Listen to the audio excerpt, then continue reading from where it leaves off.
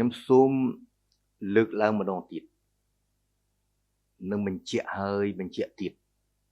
ថាកម្ពុជាប្រកាន់ជំហរអព្យាក្រឹតប៉ុន្តែជាអព្យាក្រឹតភាពមួយសកម្មបានន័យថាម៉េច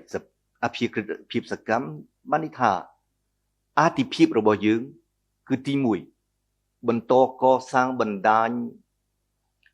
សម្ព័ន្ធភាពមួយរឹងមាំប្រកបដោយតុល្យភាពដូចខ្ញុំបានលើកឡើងក្នុងបទអន្តរាគមន៍ខាងលើអំបញ្ញមិញ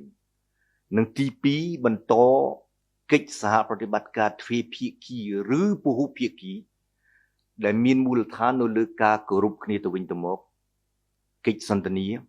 ហើយជាពិសេសនោះគឺការមិនជ្រៀតជ្រែកបញ្ហាផ្ទៃក្នុងនៃបណ្ដាប្រទេសដៃគូហើយទន្ទឹមនេះការមិនអនុញ្ញាតពីសំណាក់កម្ពុជាមិនអនុញ្ញាតដាច់ខាតឲ្យបរទេសមកជ្រៀតជ្រែកក្នុងបញ្ហាផ្ទៃក្នុងរបស់យើងតែនៅលើការអនុវត្តជាក់ស្ដែងប្រទេសណាក៏ដូចប្រទេសណាដែរនៅទីណាក៏ដូចទីណាដែរធាតុនៃទំនាក់ទំនងនិងកម្រិតនៃកិច្ចសហប្រតិបត្តិការទ្វេភាគីឬពហុភាគីអាចមិនដូចគ្នាពីព្រោះវាមិនមែនមកពីកំហុសកម្ពុជាទេពីព្រោះវាអាស្រ័យទៅលើកត្តាមួយចំនួនជាសត្យានុម័តឧទាហរណ៍កត្តាភូមិសាស្ត្រកត្តាផលប្រយោជន៍រួមនិងកត្តាដែលជំរុញឲ្យគោលនយោបាយការបរទេសរបស់ប្រទេសនេះឬប្រទេសនោះមានលក្ខណៈយ៉ាងម៉េចនៅចំពោះប្រទេសយើងកម្ពុជាឧទាហរណ៍ទំនាក់ទំនងកម្ពុជាអាស៊ានចុងឬមិនចុងមានលក្ខណៈសកម្មជាងទំនាក់ទំនងកម្ពុជាសហភាពអឺរ៉ុបដោយសារកត្តាដែលខ្ញុំលើកឡើងបាញ់មិញខាងលើពីព្រោះកម្ពុជាជាសមាជិកអាស៊ានរួមរស់នៅជិតបង្កើយជាមួយបណ្ដាសមាជិកអាស៊ាននៅក្នុងតំបន់អាស៊ីអាគ្នេយ៍ម្ល៉េះហើយដើម្បីបញ្ជាក់សារជាថ្មី